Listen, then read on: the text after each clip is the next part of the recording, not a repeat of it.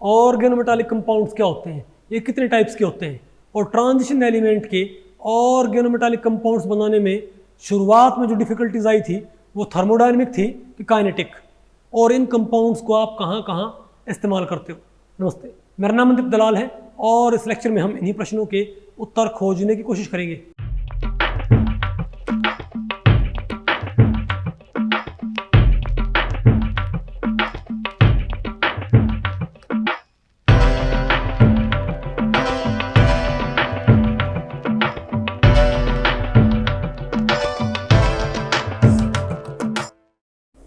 तो भाई आज हमें क्या पढ़ना है बताइए। चैप्टर 4 इनऑर्गेनिक केमिस्ट्री वॉल्यूम 2 का, यानी कि भाई एडवांस्ड इनऑर्गेनिक केमिस्ट्री वॉल्यूम 2 का 4th चैप्टर हमने स्टार्ट करना है, जिसका नाम क्या है, ऑर्गेनोमेटालिक केमिस्ट्री। तो इसमें पहला टॉपिक बताओ क्या हमारे पास, definition, history, types and applications of organometallic compounds. ठीक है बात। तो यहां पर भाई एक बेसिक ओवरव्यू लेंगे। तो इस टॉपिक को हमने टोटल 4 सेक्शंस में डिवाइड किया है। पहले हम क्या पढ़ेंगे, डेफिनेशन ऑफ ऑर्गेनोमेटालिक कंपाउंड्स, फिर आपने क्या पढ़ना है, टाइप्स ऑफ ऑर्गेनोमेटालिक कंपाउंड्स, फिर हम क्या पढ़ेंगे, हिस्ट्री ऑफ ऑर्गेनोमेटालिक कंपाउंड्स, और फिर आपने बताओ क्या पढ़ना है, एप्लीकेशन ऑफ ऑर्गेनोमेटालिक कंपाउंड्स। ठीक है, हम एक बेसिक ओवरव्यू लेंगे भाई। पहले बताओ हम क्या पढ़ते हैं, डेफिनेशन ऑफ ऑर्गेनोमेटालिक कंपाउंड्स। देखो मैं आपको एक बात होती है भाई कि जो टाइटल होता है ना किसी भी चैप्टर का या किसी भी स्ट्रीम का, वो अपने आप में क्या होता है, इंफॉर्मेटिव। जैसे भाई इनऑर्गेनिक केमिस्ट्री, यानी जो चीजें नेचुरली, जो कंपाउंड नेचुरली हमको नहीं मिलते उनकी स्टडी, इजंट इट। तो सिमिलरली क्या भाई, ऑर्गेनोमेटालिक केमिस्ट्री, यानी यहां पर भाई कैसे कंपाउंड्स की आपने स्टडी करनी है, बोलो भाई ऑर्गेनोमेटालिक, यानी यहां पर भाई एक तो क्या होगा, मेटल सेंटर, और उस मेटल से जुड़ने वाला जो क्या है, लिगेंड्स, उस मेटल से अटैच्ड भी जो क्या है, लिगेंड्स, वो कैसे होने चाहिए, वो सारे या उनमें से कम एक क्या होना चाहिए, ऑर्गेनिक लिगेंड, इजंट इट। नहीं बात आपको पहले पड़ी क्या भाई। देखो आपने पढ़े थे कोऑर्डिनेशन कंपाउंड्स, भाई देखा जाए तो कोऑर्डिनेशन कंपाउंड्स ये भी ये खत्म नहीं हुए हैं, ठीक है बात। लेकिन भाई यहां पर जो लिगेंड्स हो बताओ किस नेचर के हैं, ऑर्गेनिक ग्रुप्स। तो इन्हें हम क्या बोलते हैं, तुम क्या बोलेंगे, study of compounds containing metal carbon bond, जिनमें क्या हो भाई, अरे भाई जिनमें क्या हो, मेटल कार्बन बॉन्ड हो, क्या होंगे हमारे पास, ऑर्गेनोमेटालिक कंपाउंड्स। तो भाई इसकी जो प्रिसाइज डेफिनेशन है, जो नैरो डेफिनेशन है, वो तो यही होगी भाई कि central atom should be metal and surrounding groups और ligands should be organic in nature. Okay, तो तभी क्या कहलाएगा, ऑर्गेनोमेटालिक कंपाउंड। जैसे आप ये देखो भाई, अगर मैं ये कहूं, अगर आपने मान लिया भाई जैसे फेरोसिन है, फेरोसिन बताओ क्या होता है, एक जो सीपी रिंग होता है वो बताओ किससे जुड़ा होता है, 2 सीपी रिंग बताओ भाई, 2 सीपी रिंग किससे जुड़े होते हैं बताओ, आयरन से। तो यहां पर लिगेंड्स क्या है, ऑर्गेनिक कंपाउंड, और सेंट्रल एटम कौन है, मेटल। तो क्या ये एक ऑर्गेनोमेटालिक कंपाउंड की श्रेणी में आता है कि नहीं आता, बिल्कुल आता है। तो ये तो इसकी नैरो डेफिनेशन, लेकिन एक होती है इसकी भाई ब्रॉड डेफिनेशन, क्योंकि अगर मैं यही डेफिनेशन मानूंगा तो NaCN भी क्या होना चाहिए, Na क्या है, एक मेटल, और Cn क्या है, एक ऑर्गेनिक ग्रुप, नहीं है क्या, फिर तो भाई NaCN भी क्या होना चाहिए, ऑर्गेनोमेटालिक कंपाउंड। लेकिन आप ये देखो भाई इसको हम नहीं मानते, तो अगर यही डेफिनेशन बिल्कुल क्या चले प्रिसाइजली, और सॉरी इसको हम बिल्कुल स्ट्रिक्टली फॉलो करें, फिर तो भाई NaCN भी क्या होना चाहिए, एक ऑर्गेनोमेटालिक कंपाउंड। लेकिन ये नहीं होता। तो जो ब्रॉड डेफिनेशन होती है ना, वो ये नहीं होती कि भाई मेटल और ऑर्गेनिक लिगेंड के बीच में क्या हो, बॉन्ड। ब्रॉड डेफिनेशन ये होती है कि ऐसे कंपाउंड्स जो कि एक मेटल सेंटर और भाई सराउंडिंग ग्रुप क्या हो, लिगेंड्स, इस तरह के कंपाउंड्स जिनकी प्रॉपर्टीज मैच करती हो, क्योंकि ऑर्गेनोमेटालिक कंपाउंड्स की कुछ खास क्या होती हैं, प्रॉपर्टीज। तो अगर वैसी प्रॉपर्टीज हमको मिलती हैं, तो अगर सेंट्रल एटम मेटल नहीं भी है ना, तो भी हम क्या बोल सकते हैं, ऑर्गेनोमेटालिक। और अगर मान लिया भाई लिगेंड्स ऑर्गेनिक नहीं है, सेंट्रल एटम मेटल, तो भी हम क्या मान सकते हैं उसको भाई, जैसे आप बताओ भाई ऑर्गेनोफॉस्फोरस कंपाउंड्स, क्या ऑर्गेनोफॉस्फोरस कंपाउंड जो होते हैं, क्या ऑर्गेनोफॉस्फोरस जो कंपाउंड्स होते हैं, क्या वहां पर फॉस्फोरस मेटल है क्या, नहीं, उसके बावजूद ऑर्गेनोफॉस्फोरस कंपाउंड्स को हम क्या मानते हैं? ऑर्गेनिक ग्रुप्स किससे अटैच्ड हो? फॉस्फोरस से। उसे हम क्या बोलते हैं भाई? आप कमाल देखो, ब्रॉड डेफिनेशन में क्या होता है, तो नैरो डेफिनेशन तो क्या होगी? मेटल क्या होना, सेंटर एटम क्या होना चाहिए? मेटल। और सराउंडिंग ग्रुप्स क्या होने चाहिए? ऑर्गेनिक। तभी क्या होगा? Organometallic compound. लेकिन भाई इसमें दोनों बातें हैं, Na क्या है? मेटल, और ये क्या है भाई? Organic ligand. लेकिन उसके बावजूद क्या नहीं होता ये? ऑर्गेनोमेटालिक कंपाउंड, क्योंकि भाई इसकी प्रॉपर्टीज वैसी नहीं होती। सिमिलरली अगर आप ऑर्गेनोफॉस्फोरस कंपाउंड, यहां पर मेटल भी है और क्या है? लिगेंड्स भी क्या है? ऑर्गेनिक। तब भी क्या नहीं है? ऑर्गेनोमेटालिक। दूसरी तरफ ऑर्गेनोफॉस्फोरस, जहां पर फॉस्फोरस क्या? Non metal. ऑर्गेनोफॉस्फोरस में क्या होता है भाई? फॉस्फोरस क्या है? Non metal. उसके बावजूद ऑर्गेनोफॉस्फोरस कंपाउंड्स क्या माने जाते हैं? ऑर्गेनोमेटालिक कंपाउंड्स, क्योंकि उसकी भाई प्रॉपर्टीज वैसे भी करती है। नहीं है क्या आपको? दूसरी तरफ NiCO4, हमको पता भाई जो कार्बन मोनोऑक्साइड होता है ये एक इनऑर्गेनिक लिगेंड काउंट होता है। कार्बन मोनोऑक्साइड कैसा लिगेंड काउंट होता है भाई? इनऑर्गेनिक। यानी यहां पर मेटल क्या है? सेंट्रल एटम क्या है? मेटल। लेकिन लिगेंड्स कैसे हैं? इनऑर्गेनिक। सेंट्रल एटम क्या है? मेटल। और लिगेंड्स क्या है लेकिन? इनऑर्गेनिक। तो भी से क्या मानते हैं? Organometallic compound. Isn't it? तो देखो भाई, कहां तो इसमें मेटल भी है और लिगेंड भी क्या है? ऑर्गेनिक। तब भी से क्या नहीं मानते? Organometallic compound. ठीक है। दूसरी तरफ ऑर्गेनोफॉस्फोरस में सेंट्रल एटम क्या होता है? Non metal. उसे क्या मानते हैं लेकिन? ऑर्गेनोमेटालिक। और भाई ये देखो आप, यानी कि ऑर्गेनोफॉस्फोरस में क्या है? सेंट्रल एटम मेटल नहीं है। और टेट्राकार्बोनाइल निकल में क्या है? लिगेंड्स क्या है? इनऑर्गेनिक। मेटल तो, सेंट्रल एटम तो क्या मेटल है, लेकिन लिगेंड्स क्या है भाई? इनऑर्गेनिक। तब भी से क्या मानते हैं? Organometallic compound. तो भाई ब्रॉड डेफिनेशन जो होती है ना, वो ज्यादातर मैं आपको बताऊं बिहेवियर, जो प्रॉपर्टीज रिजेंबलेंस है उसके ऊपर आधारित है, न कि इस हार्ड इस डेफिनेशन के ऊपर। समझ गए बात? Isn't it? अगर यही डेफिनेशन क्या होती, पूरी तरह अप्लाई होती, फिर तो ना तो ये काउंट, ना तो ये क्या होना चाहिए? ऑर्गेनोमेटालिक। और ना ही ऑर्गेनोफॉस्फोरस क्या होना चाहिए? ऑर्गेनोमेटालिक। और ना ही और NaCN क्या होना चाहिए? ऑर्गेनोमेटालिक। बता आपको पहले पड़ी। यानी हम कई बार क्या करते हैं, जिसमें मेटल भी है और ऑर्गेनिक ग्रुप्स भी हैं, उसे भी क्या नहीं मानते? और कई बार सेंट्रल एटम मेटल ना हो तब भी हम क्या मान लेते हैं उसको? ऑर्गेनोमेटालिक। और कई बार लिगेंड्स क्या हो? इनऑर्गेनिक। तब भी हम क्या मान लेते हैं? ऑर्गेनोमेटालिक। बता आपको पहले पड़ गई भाई? ठीक है। तो ये क्या इसकी भाई डेफिनेशन भाई। लेकिन यहां पर हमने कुछ एग्जांपल दे रखे हैं, ये बताओ क्या है? बताओ भाई। तो यहां पर हालांकि कार्बोनाइल क्या होता है? इनऑर्गेनिक क्या होता है? लेकिन इसे क्या मानते हैं? ऑर्गेनोमेटालिक। ये भी क्या भाई? आयरन से 2 सिपरिंग जुड़े हुए, ये भी क्या है? ऑर्गेनोमेटालिक। बताओ भाई।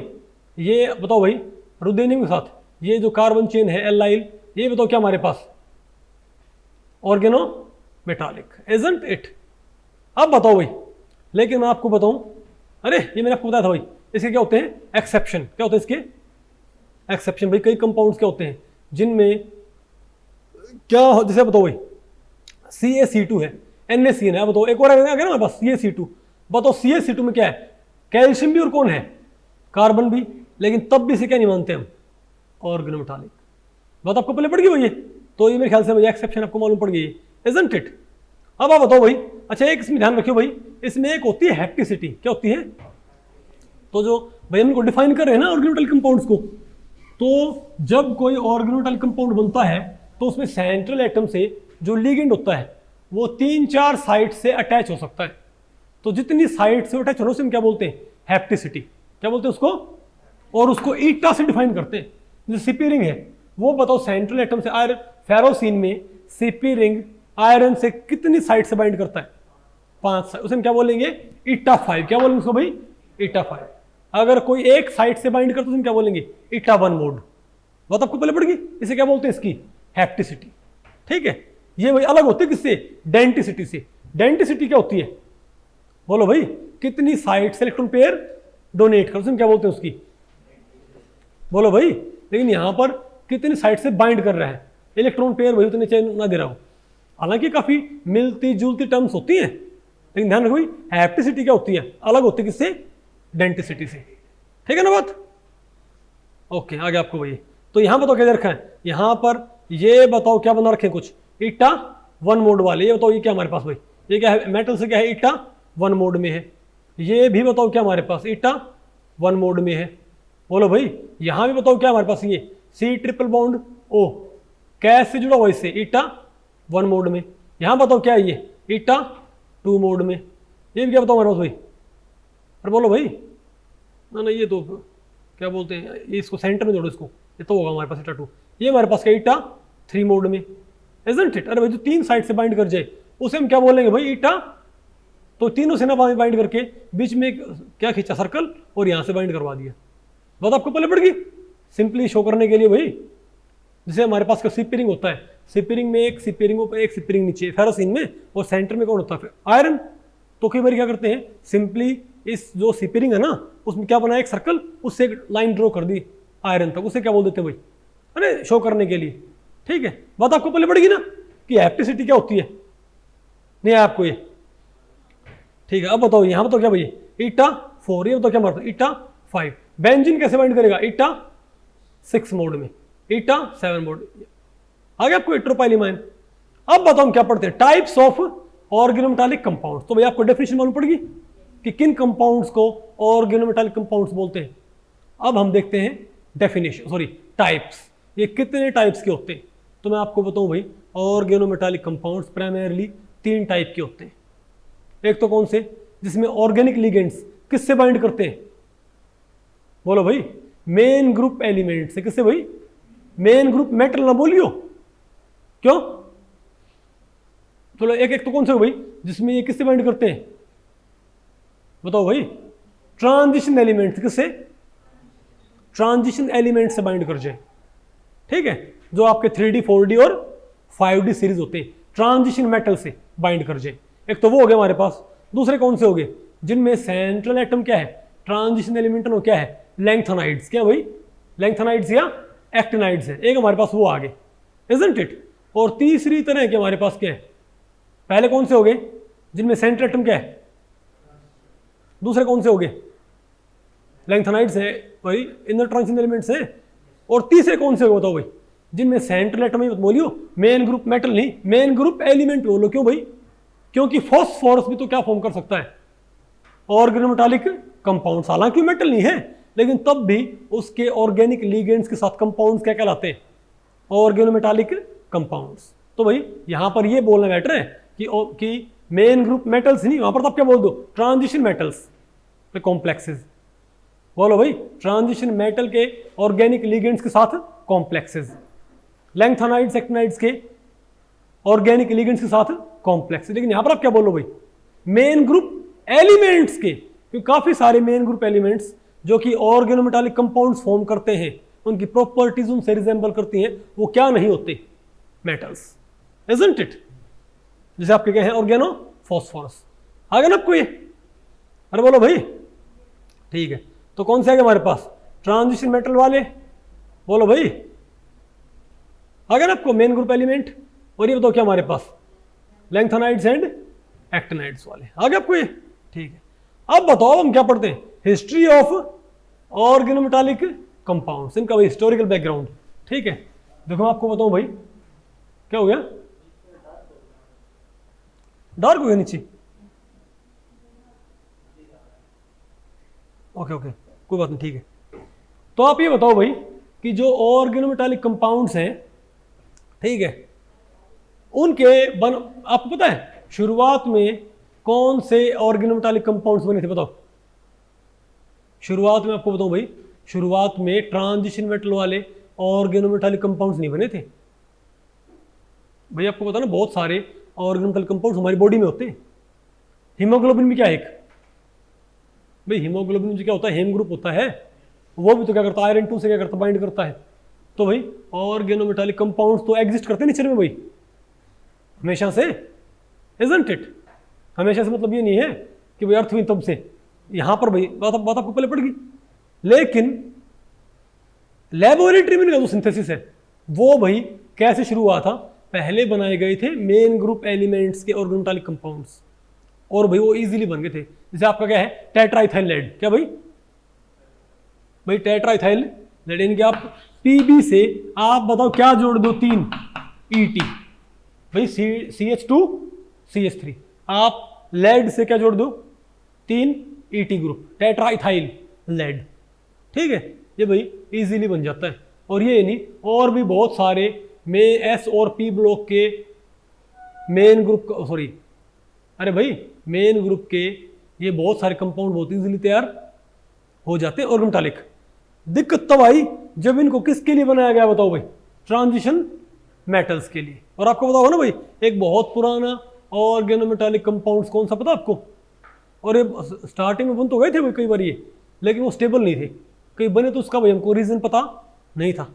आपको एक होता जी सॉल्ट है ना, अरे भाई जी से क्या बोलते उसको आप भाई, जाए से सॉल्ट है ना, जो भी है, जो जी सॉल्ट है वो आपको पता, वो भी क्या होता है, ऑर्गेनोमेटालिक कंपाउंड, किसका, प्लेटिनम का, किसका भाई बताओ क्या होता है वो, PTCl 3C2H4 1 नेगेटिव, ये भी क्या होता है हमारा जी सॉल्ट, ये भी क्या हमारा ऑर्गेनोमेटालिक कंपाउंड। तो ये शुरुआत से कुछ कंपाउंड से जो बनाए गए थे, ठीक है। लेकिन मैं आपको बताऊं फिर भी जो हमारे पास ट्रांजिशन मेटल वाले जो कंपाउंड्स है ना, उनके बनाने में सबसे बड़ी दिक्कत पता क्या थी, शुरुआत में मानते थे कि भाई वो बॉन्ड वीक होता होगा। कौन सा बॉन्ड, सेंट्रल एटम और ऑर्गेनिक लिगेंड का भाई। लेकिन बाद में पता लगा कि जो बॉन्ड एनर्जी होती है वो तो क्या होती है, अप्रोक्सीमेट क्या होती है, सेम होती है। यानी कि लेड पीबी क्या है, मान लो एम क्या है एक मेन ग्रुप मेटल, और टी क्या है ट्रांजिशन मेटल। तो मेन ग्रुप मेटल का जो बॉन्ड बनता है ना किसी ऑर्गेनिक लिगेंड से, मेन ग्रुप मेटल क्या बनता है भाई, बॉन्ड बनता है किसी ऑर्गेनिक लिगेंड से। अरे मैंने इस मेटल के अराउंड बाकी ग्रुप्स मैंने शो नहीं किए, सिर्फ मैंने एक ग्रुप और मेटल सेंटर शो कर दिया, बात आपको पहले पड़ गई। तो बताओ मेटल का इथाइल ग्रुप से जो बॉन्ड बनता है, ये बॉन्ड जितना मजबूत होता है, जितनी इसकी बॉन्ड एनर्जी होती है, ऑलमोस्ट उतनी ही बॉन्ड एनर्जी होती है ट्रांजिशन मेटल के इथाइल से बॉन्ड की। किसी मेन ग्रुप एलिमेंट से इथाइल बॉन्ड की जो क्या होती है बॉन्ड एनर्जी, तकरीबन उतनी ही बॉन्ड एनर्जी किसकी होती है, किसी ट्रांजिशन मेटल की इथाइल बॉन्ड से। नहीं समझे बात। तो यहां पर क्या भाई, यहां पर क्या है, यहां पर भाई मेटल कार्बन बॉन्ड जितना स्ट्रॉन्ग है उतना ही स्ट्रॉन्ग कौन सा है, यहां पर मेटल कार्बन बॉन्ड। लेकिन ये इजीली बनते, ये नहीं बनते, क्यों भाई। तो भाई इसका मतलब अगर इनकी बॉन्ड एनर्जी सेम है तो जो बनाने में जो दिक्कत है वो कैसी नहीं है, वो थर्मोडायनेमिक तो है नहीं, क्योंकि जब दोनों की बॉन्ड एनर्जी क्या भाई सेम है, तो अगर ये स्टेबल बॉन्ड है तो ये बॉन्ड भी क्या होना चाहिए भाई, स्टेबल होना चाहिए ना। क्यों, क्योंकि बॉन्ड एनर्जी क्या इनकी आपस में कंपेरेबल। लेकिन उसके बावजूद भाई टी से ईटी जोड़ना क्या बहुत मुश्किल था, बहुत मुश्किल। और इसकी पता वजह क्या थी, क्योंकि जो प्राइमरी डिफिकल्टी जो थी भाई, synthesis of organometallic compounds of transition elements, वो थर्मोडायनेमिक ना क्या थी, काइनेटिक नेचर की थी। क्या थी वो, कैसे, मान लिया आप किसी ट्रांजिशन एलिमेंट से आप क्या जोड़ने की ट्राई करते, CH2 CH3, बात आपको पहले पड़ी, बोलो भाई। अब हमको आगे आपको मालूम पड़ेगा भाई कि बॉन्ड क्यों बनाता है, क्योंकि क्या होता है ये इलेक्ट्रॉन डेफिशिएंट, और ये लिगेंड से एक्सेप्ट करता है भाई, लिगेंड से एक्सेप्ट करता है, ये लोन पेयर से एक्सेप्ट करता होगा। अब आप मुझे बताओ कि होता क्या था भाई, कि हम तो क्या सोचते थे कि इससे हम क्या जोड़ देंगे CH2 CH3, लेकिन भाई आपको पता है CH2 CH3 फिर भी क्या होते हैं, बल्क के ग्रुप्स होते हैं, इजंट इट। तो ये ट्रांजिशन मेटल क्या चाहेगा कि इसको भाई इलेक्ट्रॉन्स भी मिल जाए और इसके अराउंड भीड़ भी ना हो। तो क्या किया करता कि एक होती हैं एगोइस्टिक इंटरेक्शंस, एक क्या होती है एच बॉन्डिंग। वो तो एच बॉन्डिंग क्या होती है, एच बॉन्डिंग क्या होती है, हाइड्रोजन और किसी इलेक्ट्रोनेगेटिव ग्रुप के बीच में, किसी इलेक्ट्रोनेगेटिव एटम के बीच में इंटरेक्शन को हम क्या बोलते हैं, एच बॉन्डिंग। इसका उल्टा हाइड्रोजन और इलेक्ट्रोपॉजिटिव स्पीशीज के बीच में इंटरेक्शन को क्या बोलते हैं, एगोस्टिक इंटरेक्शन। तो होता क्या था, तो वही होता क्या था कि ये जो क्या होता है, ये क्या है अल्फा हाइड्रोजन, सॉरी एक अल्फा कार्बन, ये क्या है बीटा कार्बन। तो इस बीटा कार्बन का जो क्या होता है, एक हाइड्रोजन थोड़ा आप अलग लिख दो, ठीक है। ये क्या है, अरे भाई CH2 CH3 मैंने एक हाइड्रोजन थोड़ा एक्सटेंड करके लिख दिया जस्ट, है ना। तो ये जो हाइड्रोजन है ये स्पेस में इसके काफी नजदीक होता है भाई, किसके, इस ट्रांजिशन मेटल के।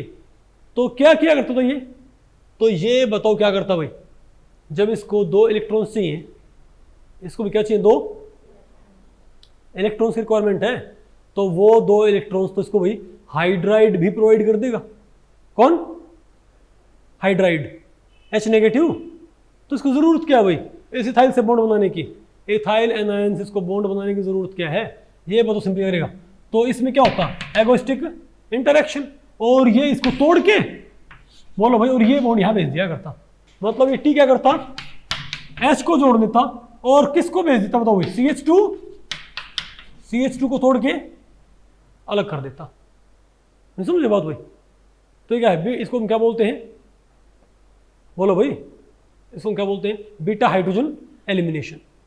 हम क्या बोलते हैं, बीटा हाइड्रोजन। ये भाई बीटा हाइड्रोजन निकाल लेता था। तो जब भी क्या करते ये, तो शुरुआत में जब ये बनाने की ट्राई की गई तो क्या करता, ट्रांजिशन में क्या करता भाई, हम तो कार्बन जोड़ने की ट्राई करते, लेकिन सेंट्रल एटम क्या करता, वो जो कार्बन जोड़ रहे उससे नेक्स्ट कार्बन से क्या तोड़ देता, हाइड्रोजन, और भाई ये एल्कीन को तोड़ के अलग कर देता। क्यों भाई, जो इलेक्ट्रॉन्स इसको भाई ये एल्काइल ग्रुप दे रहा था, वही इसे कौन प्रोवाइड कर रहा है, हाइड्राइड, और बीड भी नहीं कर रहा। नहीं बात आपको पहले पड़ी क्या, इसीलिए क्या था, इसीलिए हम ट्राई क्या करते, मेटल कार्बन बॉन्ड बनाने की, लेकिन बन क्या जाता बताओ हमेशा, मेटल हाइड्रोजन बॉन्ड। समझे बात।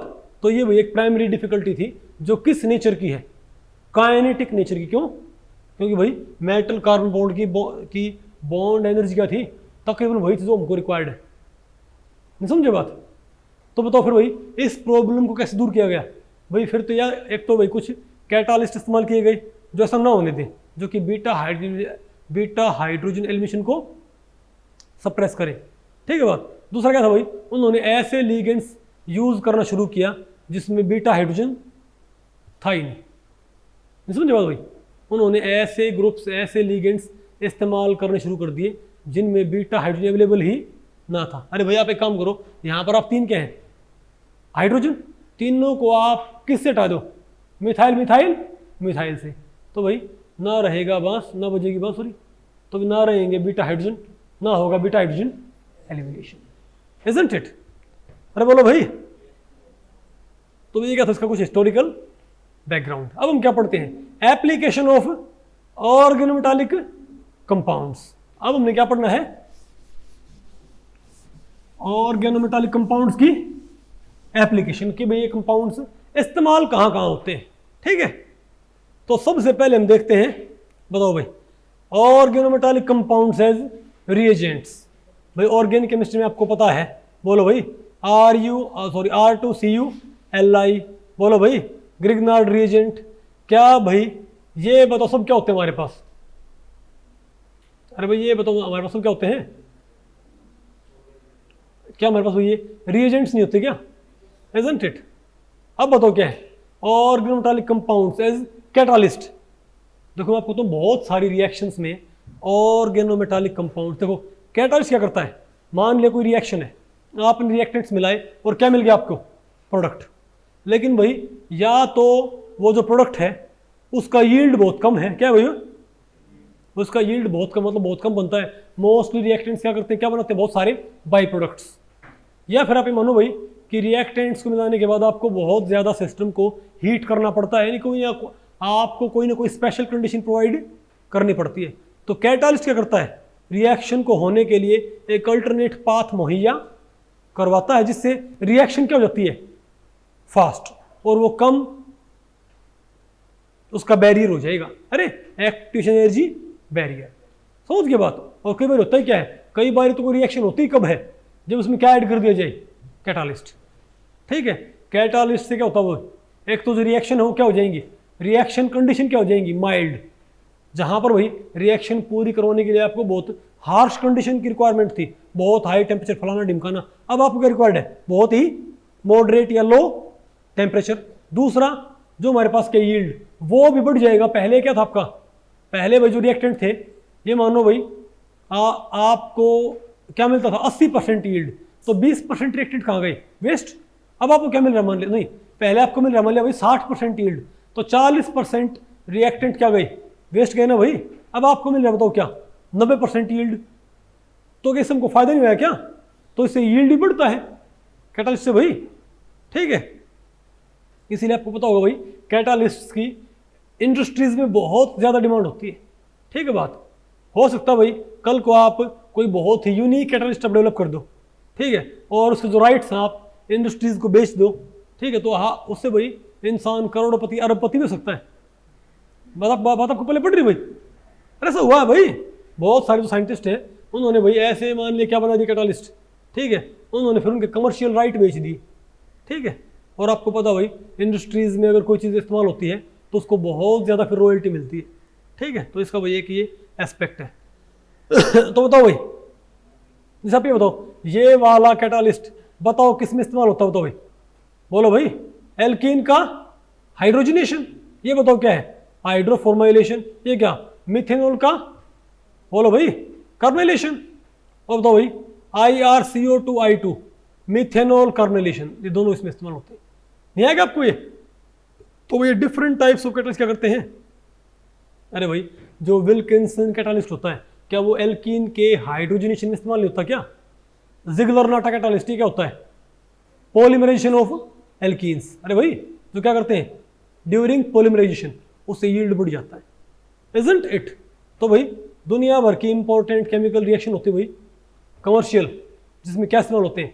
ऑर्गेनोमेटालिक कंपाउंड्स एज कैटालिस्ट इस्तेमाल होते हैं, ओके। अब आप बताओ भाई ऑर्गेनोमेटालिक कंपाउंड्स एज ड्रग्स, क्या भाई? ड्रग्स का मतलब बताओ क्या होता है भाई? अब बताओ भाई। अरे CP2TiCl2 ये क्या होता है भाई? ये कहाँ इस्तेमाल होती है? बोलो भाई। एंटी कैंसर थेरेपी के अंदर भाई। और भाई फेरोक्विन बताओ क्या होती है? एंटी मलेरियल ड्रग, ठीक है। तो ड्रग्स के तौर पे भी इसको इस्तेमाल किया जाता है। और बताओ क्या होते हैं? Organometallic compounds as additives. बहुत सारे कंपाउंड्स की जो प्रॉपर्टीज होती हैं उनको आप काफी हद तक बदल सकते हो पॉजिटिव वे में, अगर आप उसमें क्या ऐड कर देते हो कुछ special organometallic compounds. For example अगर मान ले भाई पेट्रोल है या डीजल है जो हमारे पास क्या होते हैं फॉसिल फ्यूल, पहले में नहीं क्या करते, आजकल ये बोलते भाई ये लेड फ्री फ्यूल है, क्या बोलते हैं आज? आपको भाई वो पेट्रोल में लेड आया कहां से? क्या भाई वो अरे भाई ड्यूरिंग भाई जो उसके अरे उसको निकालते हैं पेट्रोलियम को, तो क्या उसमें लेड होता? नहीं, पेट्रोलियम में लेड नहीं होता भाई। जो पेट्रोल निकालते उसमें लेड नहीं होता। रिफाइंड पेट्रोल डीजल में लेड नहीं होता। लेकिन जो पेट्रोल डीजल है वो भाई इतना स्मूथली बर्न नहीं होता।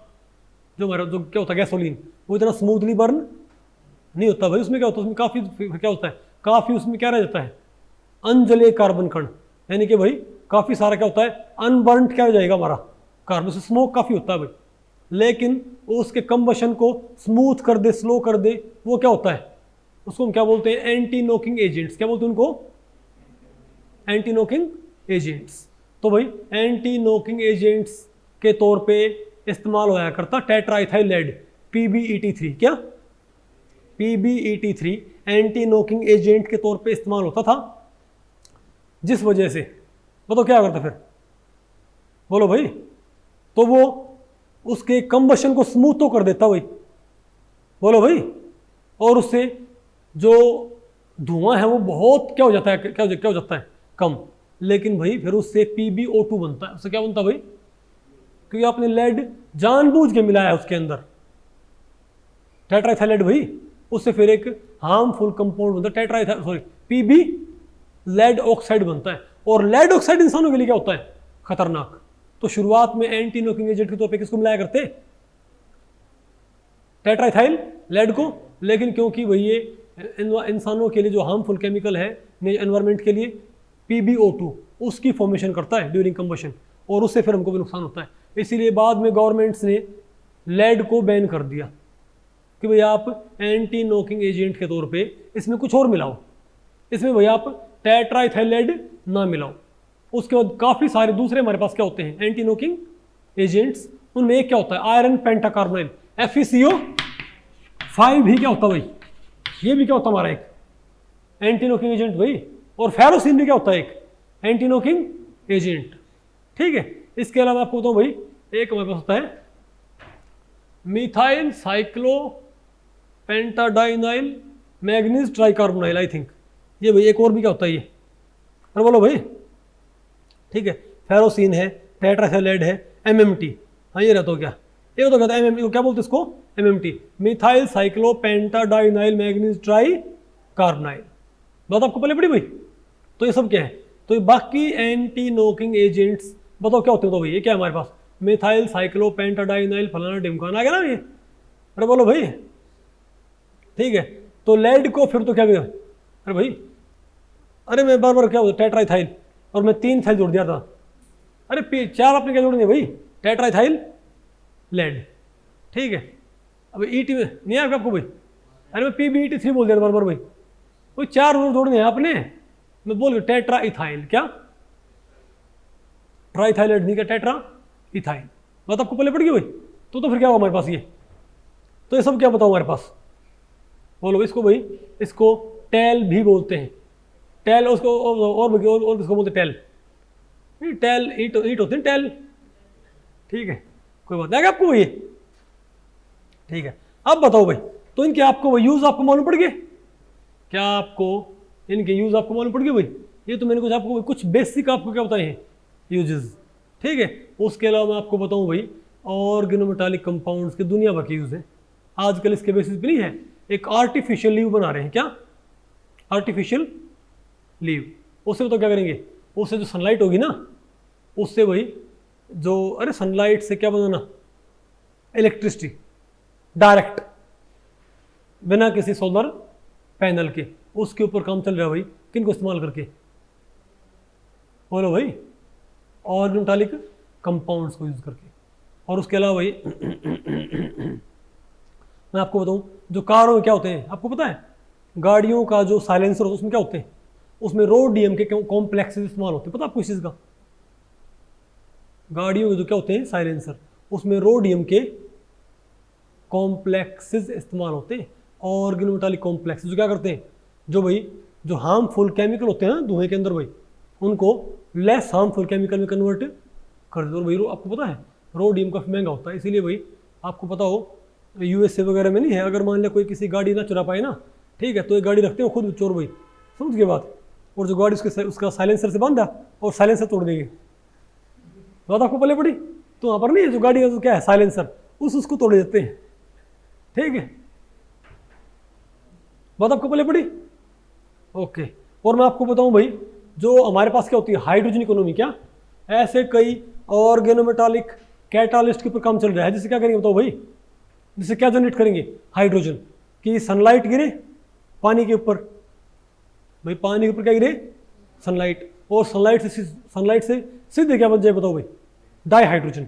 उस डाई हाइड्रोजन को हम यूज कर सके फ्यूल सेल के अंदर, क्या, अरे भाई उसको हम यूज कर सके फिर वही हाइड्रोजन, जो हाइड्रोजन बेस्ड क्या होती है कार्स, उनके अंदर, ठीक है। तो मैंने आपको ये कुछ बेसिक मैंने आपको बताई एप्लीकेशंस, लेकिन आप समझ जाओ भाई कि जो ये कैटालिस्ट है उसको बोलते हैं हाइड्रोजन जो यूज है इन फ्यूचर भाई एनर्जी पर्पज के लिए, उसको बोलते हैं हाइड्रोजन इकोनॉमी। और हाइड्रोजन इकोनॉमी के लिए मैं आपको बताऊं, बहुत सारे कैटालिस्ट किसके ऊपर बेस्ड है, जिनके ऊपर काम चल रहा है, ऑर्गेनोमेटालिक कैटालिस्ट ही है, ओके। तो ये क्या थी कुछ इसकी बेसिक एप्लीकेशंस, ठीक है। अब बताओ भाई, which of the following is not an organometallic compound, में से कौन सा भाई ऑर्गेनोमेटालिक कंपाउंड नहीं है। FeCO5, PbET3 नहीं, में PbET4 लिखो, ये तो क्या हुआ, टेट्राइथाइल बोलना हमने, क्या बोला टेट्रा इथाइलाइड PbET, अरे भाई एक्चुअली नहीं है यहाँ पर, पी नहीं आ गया तो मेरे दिमाग में होता है ट्राइफिनाइल फॉस्फीन, क्या, अरे नहीं फॉस्फोरस के होते हैं ट्राइफिनाइल फॉस्फीन भाई, PET3 PME3 PH3, तो दिमाग में रहता है तो भाई PET3 लगाना बहुत दिमाग में, अरे ऐड सा हो रखा है भाई। तो ये क्या टेट्राइथाइल, तो PbET4, फेरोसिन NaC, इनमें से कौन सा नहीं बताओ भाई, इनमें से कौन सा ऑर्गेनोमेटल कंपाउंड नहीं है, NaC बताओ आपको, मैंने पढ़ाया था भाई ये टाइप ऑफ इसको ठीक कर लियो, आगे आपको ये। तो भाई इस लेक्चर में इतना ही। अगर इस लेक्चर के बारे में आपके कुछ प्रश्न या सुझाव हैं तो आप मुझे नीचे कमेंट सेक्शन में पूछ सकते हैं, मैं उनके उत्तर देने की पूरी कोशिश करूंगा। तो भी ठीक है, मिलते हैं अगले लेक्चर में, तब तक के लिए नमस्ते।